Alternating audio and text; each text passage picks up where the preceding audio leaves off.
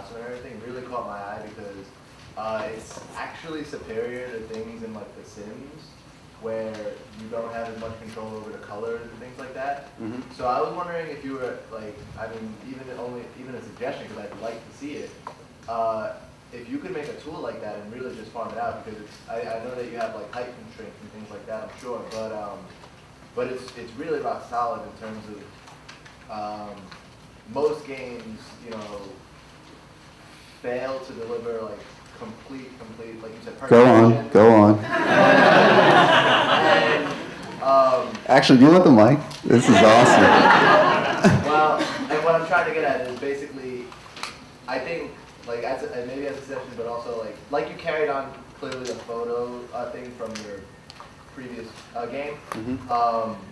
I just think that that's a really powerful setup that you have there, and I'm wondering if you're planning on expanding on it in future products or selling it, or because it's well, we don't have any immediate plans to sell it, but if you want to make me an offer. No, I mean, we definitely are, we've tackled a lot of tricky engineering problems. I haven't personally tackled them, but the people around me have, Yossi. And so yeah, I mean, we always try to build on existing technology where we can, and I'm sure JPI is happy to hear that it's more powerful than The Sims. But so yeah, we don't have any immediate plans to farm it out. I mean, there's definitely some kind of there's some unique components there that we should think about that, Josh. Yep. Would you ever consider building a tool set which would allow them to customize the underlying models, like the slider bars and stuff like that? You know, everybody's the same. Sure. Well, actually, there's as much variation in the models as there is in the average fashion magazine, which once you get to know them is a lot.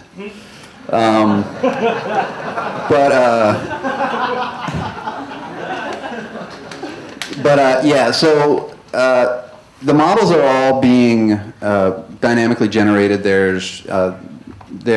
One of the key parts of the system that we created is that there's bone scaling, so they can, you know, within certain ranges they can be made skinnier or wider or shorter, taller, and all the clothing will just kind of fit to that bone scale. So, and then within each of the models, you know, the designers, if we had more time, we could show you the designer. We have tools where we can, you know, just easily adjust the skin tone. There's a kind of pool of mouths and of noses and eyes, and those are just getting pulled together randomly. So there's just a ton of models being generated by the game as you go. So it would be fairly straightforward. I think we talked about that at one point, but it just seemed. Because it seems like that would make it more fun if people could project themselves into the model.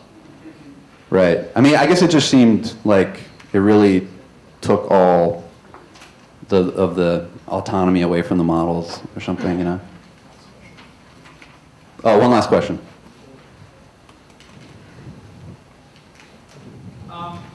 In much the same way that YouTube has sort of democratized video and stolen a lot of thunder from, you know, the major cable networks, do you think that games like these will someday actually sort of supersede actual fashion shows? Or Seriously? Okay. Can I get one more? I mean, that was. Anyone? Should we end it on that? Okay, one more. Just male models, honestly, just to break it up, because, you know, Yeah. it's tiring staring at, you know, women all day. Yeah. No, I mean, I think we had male models like in the plans. Again, probably until a third of the way into the project, but it was just one of the. What's that? Expansion. Expansion pack, exactly. All right. Well, thanks a lot.